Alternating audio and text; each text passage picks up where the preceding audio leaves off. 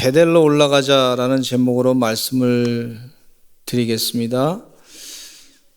첫째는 험악한 세월에 대해서 말씀을 드리겠습니다. 지금 우리 코로나 때문에 험악한 세월을 지나고 있습니다. 등산하시는 분들은 많이 아시겠지만 산에는 악산이 있고 그냥 평범한 산이 있어요. 우리 동네 부춘산은 아주 편안하게 그냥 쓰레빠 신고도 올라갈 수 있는 산이라고 볼 수가 있습니다. 또 서울에 있는 도봉산이라든지 무슨 또 이 지역에 있는 자그마한 산들은 또 평지도 우리가 인생 가는 동안에 그런 산들을 걸어갈 수 있는데 그 산 가운데는 악산이 있어요. 악산. 설악산 같이 큰 산이 있어요. 너무 산이 그냥 험악하니까 악산이다 그렇게 표현하고 있는 걸 볼 수가 있어요. 우리 조상들이 참 지혜롭더라고요. 관악산도 돌이 많고 험악하니까 관악산이다. 산에다가 악자를 붙여가지고 이름을 지어버렸어요. 인생 사는 동안에 평지를 걸을 때도 있고 또 개울을 건널 때가 있고 또 조금 편안하게 걸어갈 수 있는 그런 야산이 있고, 그런데 인생 사는 동안에 보니까 우리가 원하든 원치 않든 또 악산을 넘어갈 때가 있는 것을 볼 수가 있어요. 지금 우리가 코로나 시대에 살면서 이 험악한 산을 걷고 있다 그렇게 보실 수 있습니다. 우리나라도 참 여러 가지 험악한 일을 겪었지만은 그럼에도 불구하고 지금 참 은혜 가운데 살고 있는 것은 다 극복해냈기 때문에 그런 줄로 믿습니다. 일제시대를 거치고 6.25를 거치고 민주화를 거치고 참 가난한 시절을 초금목 비시절을 거치고 또 IMF도 거치고 참 별일을 다 많이 겪으면서 살아오게 됐는데 그런 악한 일을 험악한 일들을 경험하고 사신 분들도 참 많이 계신 것을 볼 수가 있어요. 야곱은 창세기 47장 9절에 이런 말씀을 하고 있습니다. 한번 같이 읽어보겠습니다. 바로왕 앞에서 이런 말을 하는 거예요. 시작. 야곱이 바로에게 아뢰되 내 나그네 길의 세월이 130년이니이다. 내 나이가 얼마 못되니 우리 조상의 나그네 길의 연조에 미치지 못하나 험악한 세월을 보내었나이다 했습니다. 우리 야곱이 삶 가운데 족장인데 하나님을 잘 믿었던 사람이에요. 하나님을 잘 믿었던 사람이 험악한 세월을 보냈습니다. 그렇게 얘기하고 있는 거예요. 우리나라에 지난 주간에 혹시 여러분들 큰 부자면 험악한 세월을 안 보내나 그렇게 생각할 수 있는데 우리나라에 지난 주간에 장례를 치르셨던 이건희 삼성 회장님께서는 참 부자로 사셨죠. 기업을 세계적인 기업으로 키워내셨고요. 우리 대한민국의 세금의 5분의 1을 감당하신 분이세요. 대단한 일을 하셨던 분이십니다. 세계적인 우리 대한민국을 기업체를 세계 기업체로 만들어내신 분이라고 볼 수가 있는데 그럼 그분은 참 편안하게 세월을 사셨나 생각해 보면 꼭 그렇지만은 않더라고요. 가족사 가운데 안타까운 일들을 많이 경험하고 계시는데 우리 따님이 또 극단적인 선택을 해서 부모 마음에 많은 힘든 그런 힘든 시간을 보내게 하지 않았나 그런 생각을 갖습니다. 또 자녀들이 결혼 생활에 평탄치 않아 가지고 좀 많이 힘든 세월을 보내지 않았나. 또 본인 자신도 건강하게 사셨으면 참 좋았을 텐데 참 말년에 병상에 질병으로 말미암아 병상에 오랫동안 누워 계시다가 돌아가셨어요. 편안하게 사셨다. 그렇게 보기가 쉽지 않은 것 같아요. 부자셨지만 편안하게 사셨다. 험악한 세월을 사신 것 같은 그런 느낌을 갖습니다. 우리 삶도 말이죠. 우리 교회 다니시는 분들도 삶 가운데 험악한 세월을 살 때가 있습니다. 예수 믿는다고 험악한 세월을 피해갈 수는 없습니다. 하나님께서 내가 원하지 않았는데도 불구하고 이 주변 상황이 험악한 세월을 살게끔 만드실 때가 있단 말이에요.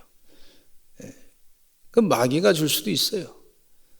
그러나 그런 험악한 세월을 사는 동안에 우리가 하나님의 지혜를 가지고 극복해내야 될 줄로 믿습니다. 나만 험악한 세월 왜 하나님 나만 가지고 그래? 이러신 분 계신데 그렇지 않습니다, 여러분.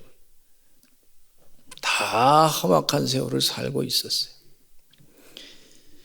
야곱의 아들 요셉이 애굽의 국무총리 대신이 되었다고 하는 기쁜 소식을 들었을 때 얼마나 좋았을까요? 아주 야곱은 굉장히 행복했을 거예요.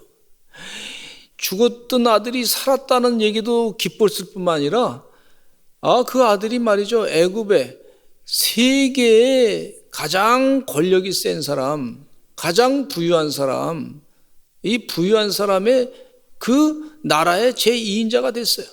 그 소식을 들으니까 얼마나 좋아요. 자기 집 앞에 말이죠, 바로 왕이 타고 다녔던 황금 마차가 탁 서 있으면서 그 애굽 땅으로 다시 돌아갈 때, 야, 이게 꿈이냐 생시냐? 아마 여러 번 뜯어봤을 거예요, 머리를.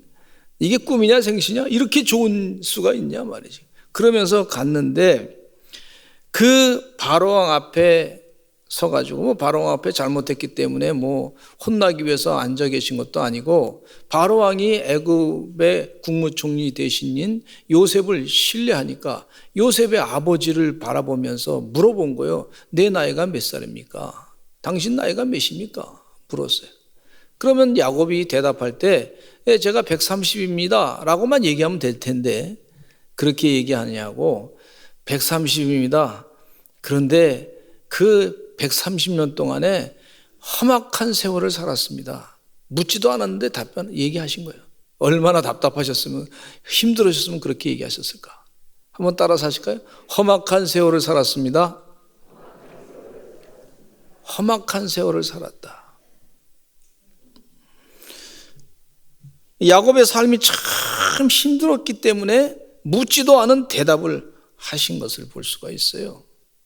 제가 시골에서 목회할 때 시골 어르신들에게 이제 신방을 가요. 교회 우리 집사님 계신데 80이 다 되신 집사님 신방 가면은 이분이 아주 말씀을 이제 말을 좀 상대가 해야 되지 않습니까? 근데 이분들이 말 상대해 주면 참 좋아하세요. 그리고 본인 얘기를 들어주는 걸 참 좋아하세요. 그래서 그걸 알고 가서 열심히 이제 어르신 얘기하는 걸 또 듣습니다. 그럼 들으면 말이죠, 6.25 때 고생한 얘기, 또 화전민으로 살면서 불난 얘기, 농사진 얘기, 또 자녀들 결혼시킨 얘기, 또 이 화전민으로 지내는 동안에 짐승 잡은 얘기 계속 얘기하시는 거예요. 한 서너 시간 얘기를 쭉 듣고 나면 그러면 이제 집에 갑니다. 신방 끝나고. 그럼 그 다음 주에 또 가서 신방합니다. 신방하면 또 얘기를 한 서너 시간 듣습니다. 그러면 했던 얘기 또 그대로 또 하세요. 또 하시고 6.25 때 고생한 얘기 또 얘기하시고, 자녀들 결혼시킨 얘기, 여기 와서 사는 동안에 그래도 밭을 일구고 지금 먹고 살게 된 얘기 쭉 하셔요. 그런 건데 신방 끝나면 좀 또 가서 집에 가서 있다가 또 일주일 뒤에 또 가서 신방하면은요, 그러면 또 그 얘기 또 하세요. 또 같이. 그러면 이제는 조금 짧아지시는데, 왜냐하면 이제 옆에 할머니가 계셔가지고, 그거 지난번에 얘기했으니까 이제 그만하시게 하시라고 한마디 하면, 그래. 그러면 또 이제 조금 줄어들시는데, 그래도 들으라고 또 얘기하시고. 근데 이분이 참 좋아하시는 이유가 뭐냐면, 저는 듣는 자세가 그 얘기를 들을 때 처음 듣는 느낌으로 말 상대를 해주는 거죠. 처음 듣는 느낌이, 그러셨어요. 그러셨어요. 그러면요, 굉장히 기분이 좋아하세요. 근데 저한테 돌아오는 보상이 뭐냐? 이분이 손자, 손녀들이 있어요. 저도 기도하면서 전도하는 전략이 있잖아요.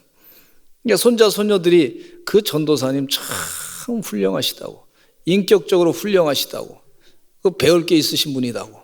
제가 가서 무슨 말 상대해 주시고 동말동부했는데 뭐 가서 제 얘기한 게 아닙니다. 성경 말씀 뭐 잔뜩 얘기한 게 아니에요.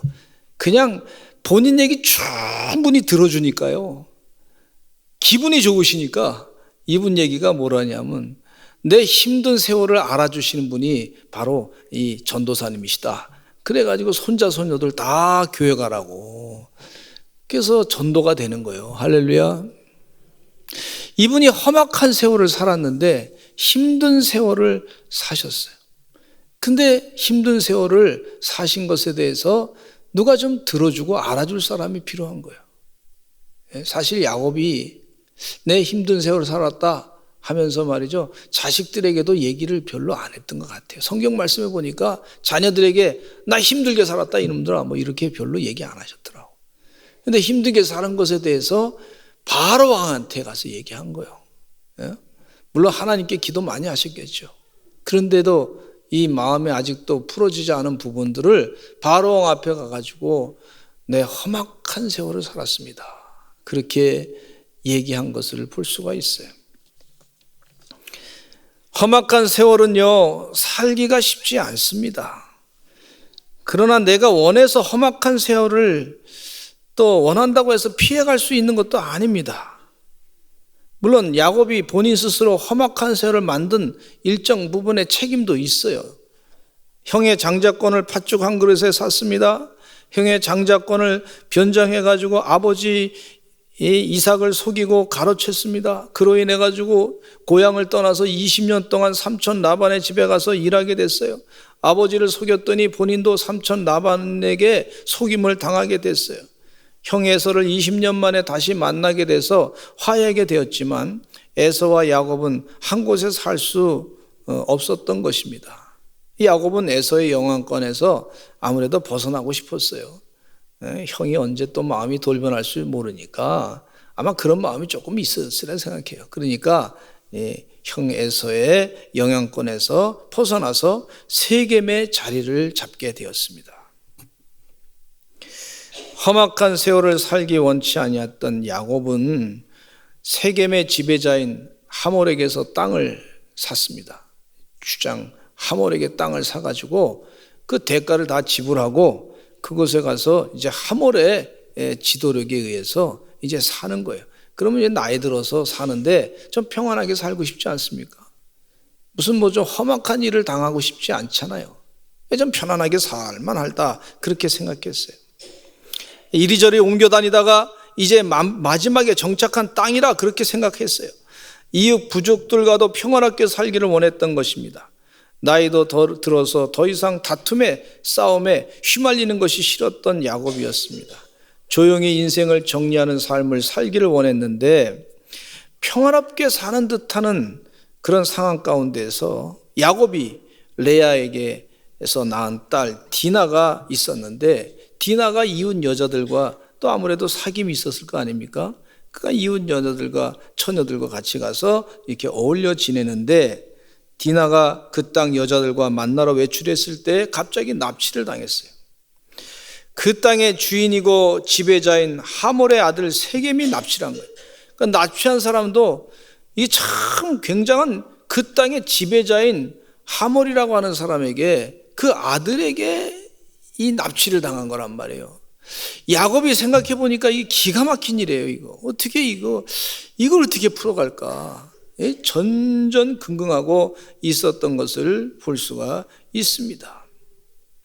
그 아들들이 돌아오기만을 기다렸어요. 근데 이 세겜이라고 하는 이 사람이 디나를 보고 못된 짓을 한 뒤에 그리고 이 디나를 아내로 삼겠다고 아버지한테 막 재촉을 했어요. 그러니까 아버지가 이 못된 놈, 나쁜 놈 하면서도 야곱에게 가서 화해를 청한 거예요. 우리 아들이 당신 딸을 좋아하니까 어떻게 용서할 수 없냐고. 우리가 차라리 이런 기회에 결혼을 시키자고. 그렇게 좀 풀어가려고 했던 거죠. 그러니까 야곱은 그 얘기 듣고서 이 아들들이 오기만을 기다린 거예요. 이렇게 해야 되겠다. 그런 생각을 가지고 그렇게 해야 되겠다 생각을 했어요. 그 아들들이 들어오니까 아들들 그 얘기 들으니까 화가 잔뜩 났어요. 이게 못된 놈들이래. 못된 놈이 말이지. 예? 어떻게 우리 누이를 그렇게 괴롭혔냐 말이야. 화가 잔뜩 났어요. 이 아들들이 아버지한테 얘기했습니다. 아버지, 결혼을 하되 저 세겜 사람들이 우리 법도가 있으니까, 하나님에게 거룩한 생활하는 법도가 있는데 할례를 하게 하시오. 그래서 세겜 족속들이 할례하면, 다 남자들이 할례를 하면, 그러면 그것을 증표로 삼아 가지고 결혼을 시키겠습니다. 그랬어요. 아버지가 그 좋게 생각해 가지고 할례를 하라고, 우리 족속은 할례 한 사람과 결혼을 한다고. 그래서 할례를 다 하게 했는데 야곱의 아들들이 아버지에게 묻지도 않고 하나님에게 기도도 하지 아니하고, 야곱의 아들들이 세겜성에 들어가 가지고 할례 받고, 이 사람 몸에 표피를 잘라내는 거 아닙니까? 그 잘라내니까 얼마나 고통스러워요. 고통스러우니까 힘을 못 쓰는 이 사람들을 전부 다 그냥 그 남정네들 다 죽여버리고 여자들도 다 죽여버리고 아주 복수를 아주 그냥 확 해버렸어요. 이런 상황 가운데 얼마나 이 야곱이 기가 막혔습니까? 아버지 말도 안 듣는 자식들, 이 못된 놈들, 형편없는 놈들이 자식들이란 말이에요. 자기 말도 듣지 않아. 이걸 좀 지혜롭게 풀어가면 될 일을 왜 사람을 막 죽이고, 그것도 종교적인 율례를 가지고 사람을 이용해 먹는 거 아닙니까? 그러니까 하나님께 영광을 돌리는 거 아니지 않습니까? 하나님의 얼굴에 먹칠하는 거예요. 아니, 거짓말로 종교적인 율례를 이용해 가지고 상대방의 힘을 잘 뺀 다음에 그 다음에 공격해 가지고 했으니 주변의 족속들이 얼마나 기가 막히게 바라보겠습니까? 이는 못된 놈들이라고 생각하면서 살기가 등등해가지고 이놈들 다 잡아 죽여야 되겠다고 해가지고 공격하면 야곱도 죽고 자네들도 다 죽음을 당하고, 이게 복수에 복수가 이어져가지고 이 어떻게 문제를 해결할 방법이 없는 거예요. 험악한 세월을 사셨던 야곱. 우리 삶 가운데도 그런 이 아주 기분 나쁜 감정이 있을 수가 있어요. 힘든 일이 벌어질 수가 있어요. 복수에 복수가 이어질 때가 있어요. 그럴 때 사람 방법으로 해결하기 힘들 때 하나님께서 해법을 제시해 줍니다. 베델로 올라가는 것을 가르쳐 줍니다. 우리 성경 말씀 창세기 35장 1절을 읽겠습니다. 시작. 하나님이 야곱에게 이르시되 일어나 베델로 올라가서 거기 거주하며 네가 내 형 에서의 낯을 피하여 도망하던 때에 네게 나타났던 하나님께 거기서 제단을 쌓으라 하신지라. 위기의 상황 가운데 하나님이 야곱에게 해법을 제시하는 거예요. 해법을. 너 베델로 올라가라. 베델로 올라가라. 하나님께 제사를 드려라. 그곳에서 하나님께 제사를 드려. 하나님이 하나님께 제사를 드리라고 야곱에게 가르쳐 준 거예요. 여러분, 이 험악한 세월을 사는 동안에 하나님의 지혜로 이 험악한 세월 가운데 이겨내시기를 간절히 축원합니다. 제가 큰 산을 걸을 때 몇 가지 산을 타는 사람들이 가르쳐 주더라고, 지혜를. 갈 때, 이 산에 갈 때 길을 잃어버리면 높은 산에 봉우리에서 길을 다시 찾아서 내려가시오. 또 산에 갈 때 혼자 가지 마시오. 산에 갈 때 이 짐승들이 있으니까 늘 이 짐승들을 잘 피해갈 길을 찾아서 가시오. 그렇게 그 팁이 있어요. 산에 갈 때 산을 가볍게 보지 말고 옷을 잘 준비해 가시오. 혹시 산에서 조난을 당할 수도 있으니까 그곳에서 잘 수 있을 만큼의 식량을 좀 가져가시오. 미숫가루라든지 뭐 이런 걸 가져가시오. 그래서 조난당하면 구조를 받을 수 있으니까. 그리고 한 군데 잘 머물렀다가 계시오. 마구 자리를 움직이지 마시오. 뭐 이렇게 얘기를. 그래서 연락이 닿을 수 있을 때까지 기다리시오. 그렇게 얘기를 하시는 분이 계세요. 우리 하나님께서는 이 험악한 상황을 닥쳤을 때 하나님이 우리에게 지혜를 주신 것은 베델로 올라가라, 야곱에게 가르쳐 주신 지혜예요. 그곳에서 제단을 쌓아라. 그리스도인들에게도 베델 같은 곳이 있습니다. 어떤 분에게는 기도원이 될 수가 있어요. 어떤 분은 교회가 베델일 수 있습니다. 하나님을 이 야곱이 꿈에서 만난 곳이 베델이에요. 하나님의 집이라고 하는 그런 지명의 이름이 뜻이 있는데, 천사들이 말이죠, 꿈속에 사닥다리를 타고 오르락 내리락 하는 것을 경험했던 야곱이, 야, 여기도 하나님 계시구나. 내가 가는 어디든지, 내가 고향 집을 떠났는데 거기만 하나님이 계신 것이 아니고 여기도 하나님 계시구나 하는 확신을 가지고 그거 베델에서 돌베개를 베고 잠을 잤어요. 그리고 꿈을 꾸고 하나님을 경험했어요. 하나님을 만났어요. 할렐루야. 예? 여러분, 베델로 올라가서 하나님을 경험하시기를 간절히 축원합니다. 예. 어떤 분은 골방이 베델일 수가 있어요. 다른 분에게는 산이 베델일 수가 있습니다. 산기로 하러 가시는 분들도 있어요. 매일 새벽을 깨어 기도하시는 부모님들도 그곳이 베델인 줄로 생각하고 기도하시는 분이 계세요. 어려운 일이 닥쳐도 교회 와서 기도하시는 것입니다. 어머니가 기도하던 장소, 아버지가 기도하던 장소, 우리 할머니가 기도하신 장소, 그것이 바로 베델일 수가 있습니다. 하나님을 만나는 경험의 시간이 되는 줄로 믿습니다. 베델로 올라가자는 하나님의 응답이 답입니다. 예? 답은 하나님이 말씀하실 때 그게 답이에요. 우리 인생의 험악한 세월을 경험할 때 내 감정이 답이 아니고, 내 경험이 답이 아니고, 내 세상적인 지식이 답이 아니고, 세계 이 사조라고 해서 세계 분위기가 답이 아니에요. 하나님 말씀이 답인 줄로 믿습니다. 하나님이 응답하시는 것이 답인 줄로 믿습니다. 어떤 사람은 시대 정신이고 세계 추세가 그랬다는데 세계 추세가 답이 아닐 수 있어요. 다른 사람들이 막 나라에서 막 이렇게 얘기한다 그래서 그게 답이 아닐 수가 있어요. 그건 하나의 분위기일 수 있죠. 답은요, 하나님 말씀인 줄로 믿습니다. 이미 야복 강가에서 기도하며 천사와 씨름하면서 응답받았던 경험이 있었던 야곱, 하나님께서만이 이 문제를 해결할 수 있다. 이거 동네 사람들이 이제 우리를 보면 어떻게 할 것인가? 우리를 보면 다 나쁜 놈이라고 돌팔매를 할 수 있단 말이에요. 저 나쁜 놈들 말이야. 어떻게 저럴 수 있냐? 어떻게 하나님의 계율을, 하나님의 족속이라고 하는 사람들이 하나님의 계율을 따라서 선한 일을 그러면 행하고자 하는 사람들, 저렇게 사람들을 잡아 죽일 수 있느냐? 말도 안 된다 하면서 아주 그 사람들에게 복수할 수 있는 그런 분위기였어요. 그런데 하나님께서 이 문제를 해결해 주시는 것은 하나님의 크신 은혜인 줄로 믿습니다. 이건 사람이 해결할 방법이 없어요. 하나님만 해결할 수 있는 거예요. 그런데 이 야곱은요, 이런 사건이 있기 전에 인간으로서는 상상할 수 없는 큰 일을 먼저 당했어요.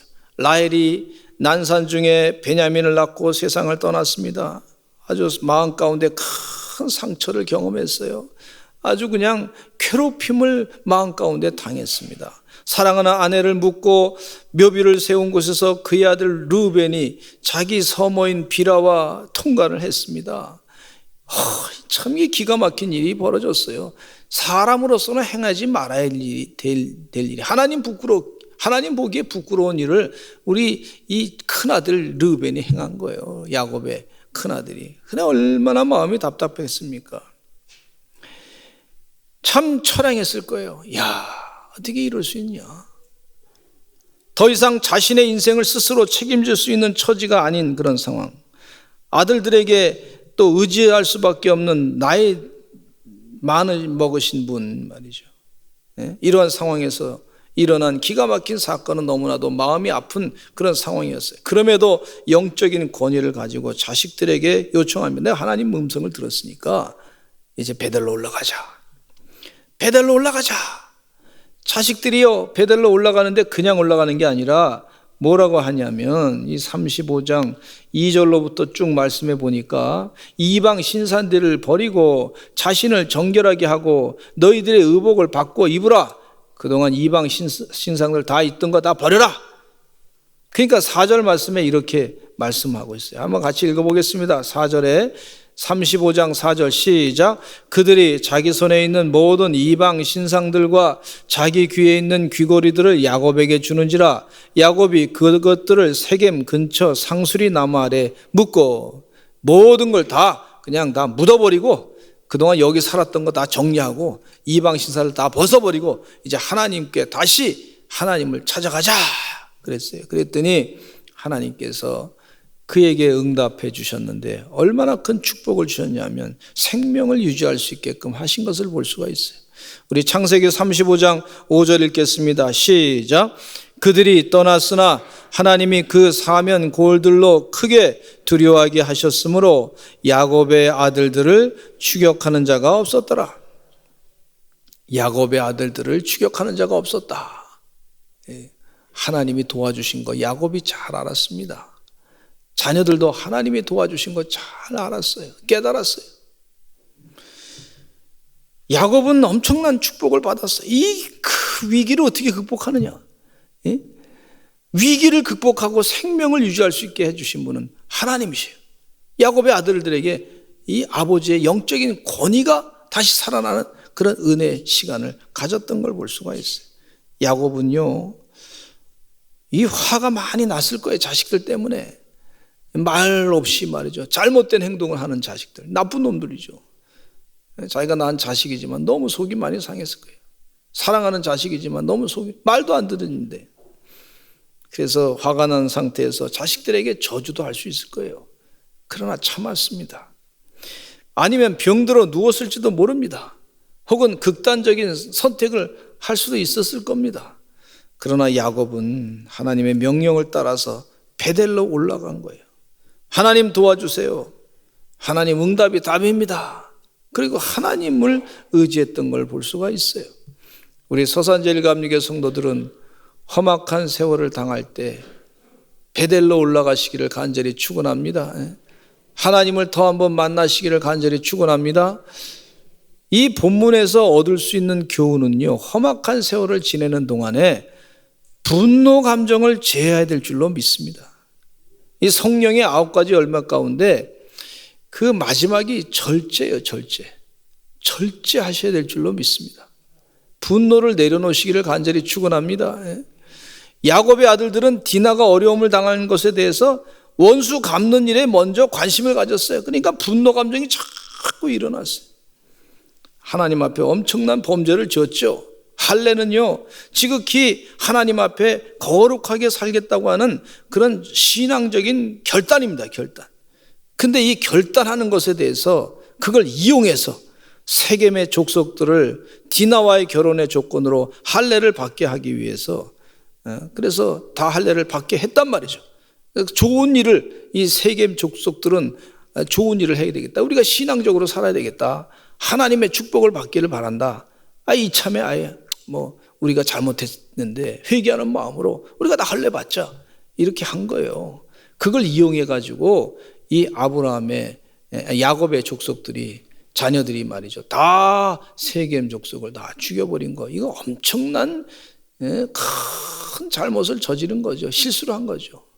우리 교회 다니시는 분들은 그런 일이 없기를 간절히 축원합니다. 종교적인 윤례를 가지고 남을 괴롭혀서는 안 될 줄로 믿습니다. 하나님이 원치 않는단 말이죠. 이 세겜 족속들, 하나님에 대해서 아마 많이 들었을 거예요. 야곱이 하나님의 어떤 축복을 받았는지 알았단 말이죠. 그래서 하나님의 뜻대로 살려고 했던 사람들을 그래도 선한 사람들이었다. 야곱에게 땅을 주고 말이죠. 대가는 받았지만 그러나 기회는 주고 살 수 있는 기회를 줬던 그런 사람. 그래서 선한 사람, 세상적으로 봐도 그래도 인품이 괜찮은 사람인데 그런 사람들을 다 아주 죽였으니 얼마나 참 비참한 일을 당하게 됐습니까? 하나님 앞에 큰 죄를 범하게 되고, 또 이 야곱의 그 아들들, 그 딸, 이 아들들이 봤을 때 누이죠. 디나의 인생은 어떻게 됐어요? 결혼하려고 다 준비해 놓고 있는데, 그래도 결혼해서 살아야 되겠다 결정하고 내가 세겜과 같이 내가 살아야 되겠다 그런 마음을 갖고 있었는데, 결혼식을 다 준비하고 있는데 한 여인의 입장에서 보면 그 인생이 완전히 결혼식이 다 파탄나고 그 인생이 다 아주 불행하게 된 걸 볼 수가 있어요. 이 분노 감정은요, 참 여러 가지를 힘들게 만드는 걸 볼 수가 있어요. 여러 가지의 문제를 낳게 되는 걸 볼 수가 있어요. 우리가 냉정하게 판단해야 될 줄로 믿습니다. 세상에 많은 사람들이 분한 마음에 일을 그르치는 경우가 많습니다. 사소한 일로 싸워서 큰 손해를 보는 경우가 있어요. 자동차를 운전하는 경우에도 지극히 사소한 일인데도 분노와 복수심을 제어하지 못해서 큰 어려움을 겪은 사람들도 있습니다. 마귀는 늘 우리를 파멸의 길로 인도하고자 애쓰고 있어요. 그래서 분노 감정을 일으켜서 제어하지 못하게 해서 결국은 잘못된 길로 폭발해서 그래서 관계가 다 끊어지게 되고 손해를 많이 보게 됩니다. 우리 사랑장에 보면 이 사랑의 고린도서 13장에 보면 이 참고 견디라고 말씀해 주고 있는데 이 험악한 세월을 지내는 동안에 잘 참고 견디셔야 될 줄로 믿습니다. 고린도전서 13장 4절과 7절을 읽어보겠습니다. 시작. 사랑은 오래 참고 사랑은 온유하며 시기하지 아니하며 사랑은 자랑하지 아니하며 교만하지 아니하며 모든 것을 참으며 모든 것을 믿으며 모든 것을 바라며 모든 것을 견디느니라 그랬어요.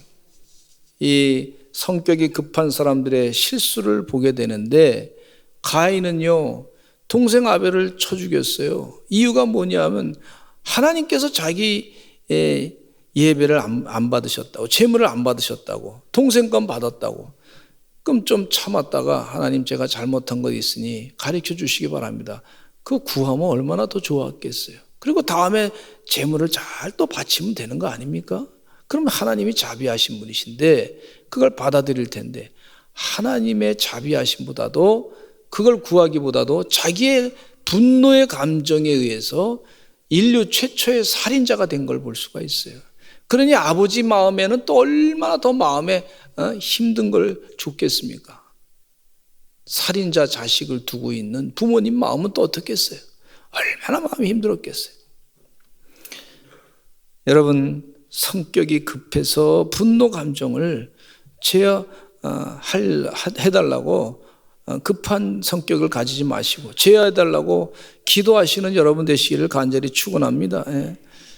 성격이 급했던 야곱의 형 에서는 사냥하고 돌아온 뒤에 배고픔을 이기지 못해가지고 동생이 끓여놓은 팥죽 한 그릇에 장자권을 팔아버리지 않았습니까? 성격이 급해가지고 급한 마음에 잘못된 선택으로 인해서 장자권을 빼앗기게 되는 불행한 일을 당하게 됐어요. 세례 요한은 헤롯 왕에게 직언했습니다. 당신의 동생의 아내를 동생으로 빼앗아 결혼한 것은 하나님의 뜻을 어긴 것입니다 라고 직언했어요. 감옥에 갇힌 세례 요한은 헤롯 왕이 헤로디아의 딸 살로메가 춤을 잘 춰서 기분이 상당히 업된 상태, 기분이 좋은 상태, 그러니까 이성적인 판단이 흐려지는 그 상태에서 이 살로메가 너무 춤을 잘 추니까 그동안 자기가 주고 싶은 거 막 기분 좋아가지고 주고 싶은 거 나라의 반도 다 주겠다 그러면서 뭘 요구하느냐 그랬더니 이 살로메가 어머니한테 가가지고 어머니 뭐를 원할까요? 그랬더니 세례 요한의 목을 달라 그래라 그랬어요. 세례 요한의 목을 가지고 왔어요. 그래서 그 세례 요한의 목을 가져왔는데 이 헤롯 왕은요, 헤롯 왕은 그것 때문에 나중에 하나님의 심판을 받아 유배지에서 쓸쓸하게 인생을 마감하게 되고 말았습니다.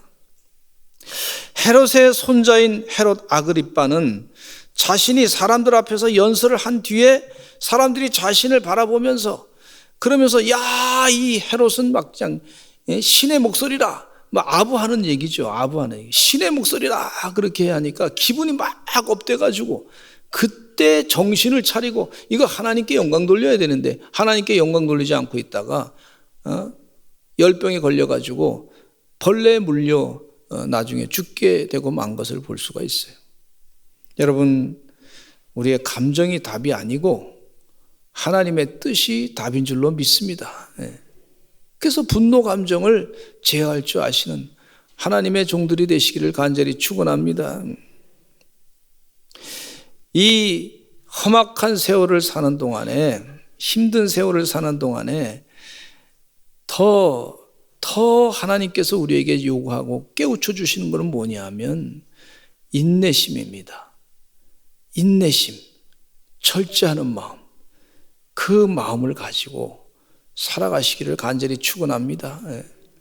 하나님께서 그 마음을 훈련시켜 주시고 계시고 있어요. 그 훈련받은 마음으로 말미암아 이제 앞으로 하나님이 일하시는 것을 더 크게 체험하게 될 줄로 믿습니다.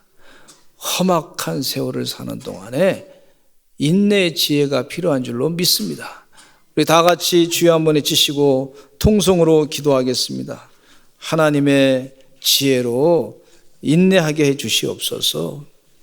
하나님 참고 견뎌내게 하여 주시옵소서. 아버지 하나님, 우리 힘을 할 수 없사오니 성령 충만해서 절제 열매를 허락하여 주시옵소서. 우리 다 같이 주여 한번 외치고 기도하겠습니다. 주여.